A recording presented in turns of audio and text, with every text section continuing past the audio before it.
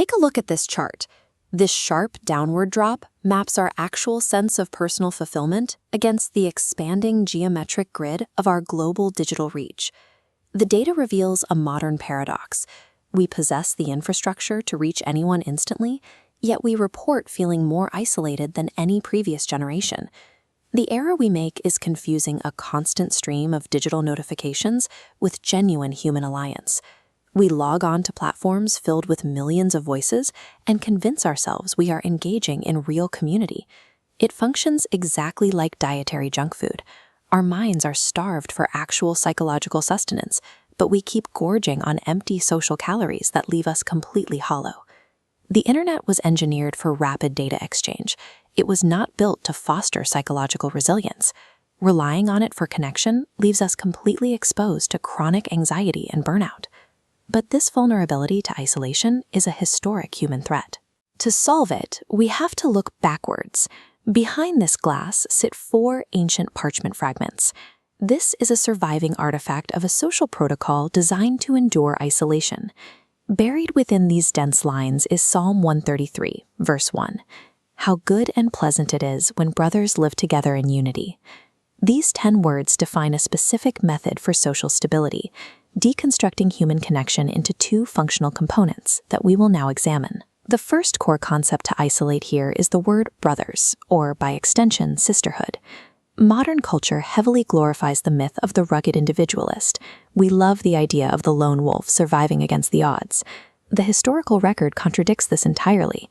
Early humans navigated brutal winters and constructed towering civilizations through the rigorous mastery of cooperation.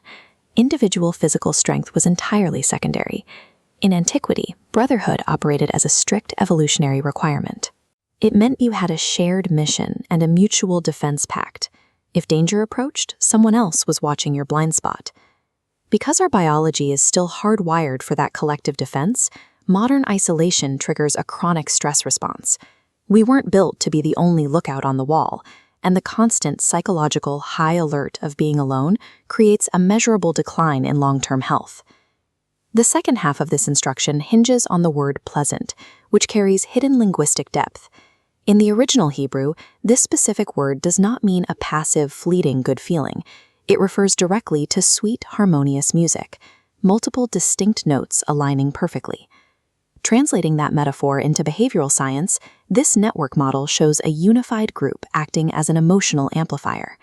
A single stressed node connects to surrounding points, instantly distributing the wave across the system. This shared network physically absorbs modern anxiety, preventing individual collapse. This creates the currency of trust. A reliable trust network effectively doubles your mental resilience and your capacity to pursue high-level ambitions. Pleasant unity is a structural, load-bearing system required to sustain any significant human endeavor. It is not an emotional luxury. Modern hustle culture preaches the exact opposite. We are told to grind in the dark alone and outwork everyone else without help. In a fractured and highly divided society, a unified tribe operates with a level of coordination and scale that an isolated person simply cannot match. The person relying entirely on their own willpower will inevitably burn out when forced to compete against the multiplied, cohesive force of a unified community. Lasting influence is never achieved by yourself. It is strictly the byproduct of building something larger than yourself alongside others. I want you to perform a brutal, immediate audit of your current inner circle.